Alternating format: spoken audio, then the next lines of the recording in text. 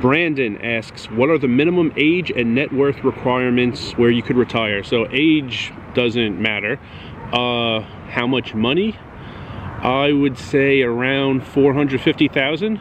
If I had that much, I would keep a little bit liquid, and my plan would be hold on to a small amount liquid, kind of use that throughout the year, and the rest in dividend positions, and what those positions produced in the form of dividend payments, that would pretty much be the same amount as I spent for the year. So my net worth would about stay the same. What I brought in dividend payments, pay a little bit in taxes, pay the rest, all my bills for the year, and my net worth could stay about the same. I don't need to do any activities that lead to an income.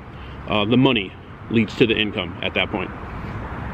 And Dakota asks, moving around so much, do I miss having like a full-time home base?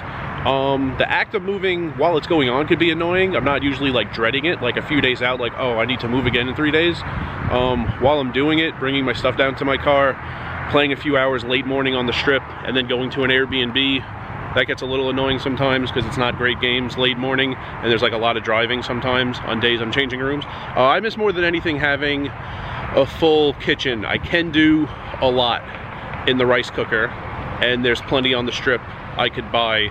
So like right now in the Airbnb for 6 weeks at Lake Elsinore, I'm taking advantage, and I'm cooking some things that I really just can't pull off in the rice cooker. So I miss cooking more than anything, even though I found some creative ways to make a lot more than I ever thought I could with just the rice cooker. Mill asks, I think it was like short for Milwaukee, asks, where do you tell the car insurance company you live? Asking because they base rates on location. Yeah, it bothers me that they don't base it on how good of a driver you are. You never get into an accident and they just charge you a ton of money because they say like, oh, Las Vegas, people drive 24/7, they drive when they're drinking. There's nothing you can possibly do to be safe on the roads yourself. So it's a huge scam.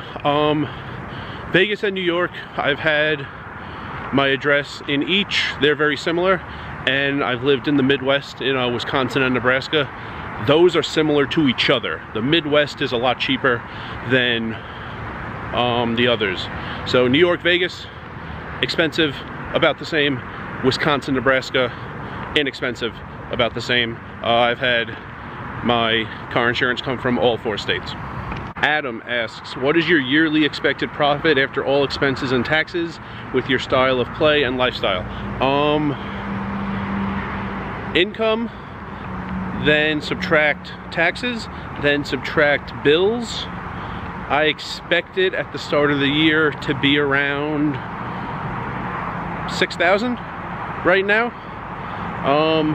Last year was different because of the moving the money from the retirement account. I'll put the link to that video where I talked about it up top. But yeah, everything paid, netting around 6,000 right now. RF asks, favorite sports teams in each league? The Mets in baseball, the Giants in football. Don't care in the least about basketball, although when Crowder was on Marquette, I really liked Marquette for college basketball. When Spurrier was at South Carolina, I really liked them for college football. And I don't follow hockey. And is that it? Baseball, basketball, football, hockey, yeah, that's it. RF also asked if I consider playing online poker, because with a dedication to the hours, could live on the rakeback.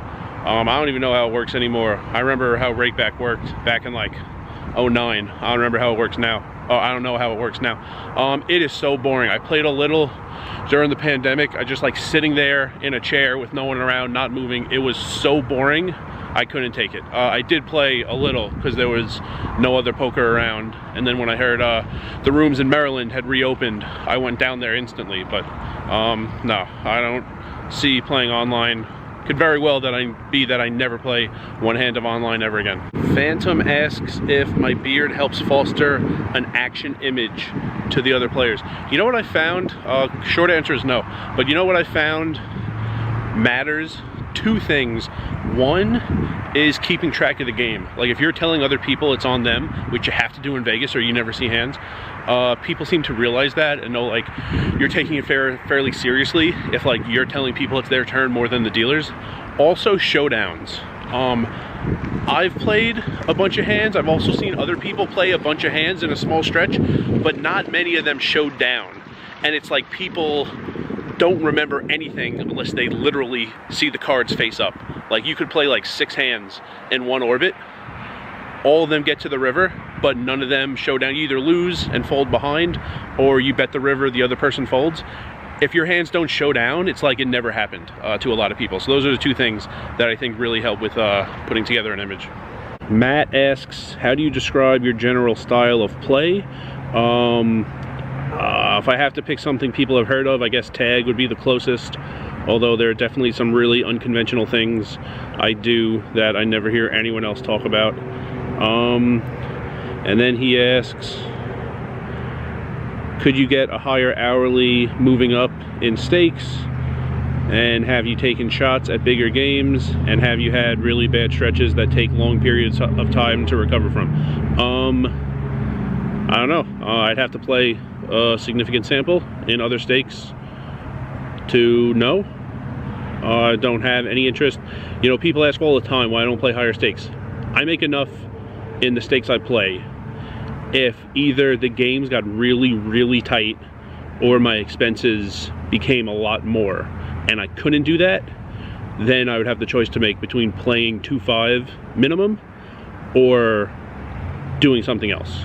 But as it is, and as it's been since 2015, the level I play, I make more than I need. I think there's been like 2 or 3 times in my life I like went down about 2,500.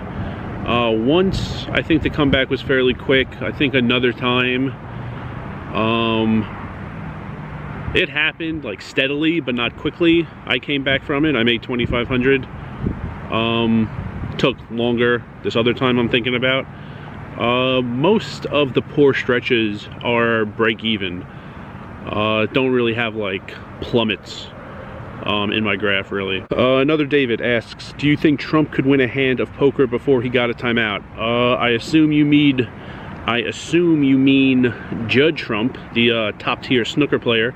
If you took the time to be world class at snooker, I guess he could figure out poker a little bit and win a hand before he gets ejected from the casino. So I would say yes. That's a wrap on day 3 Q&A.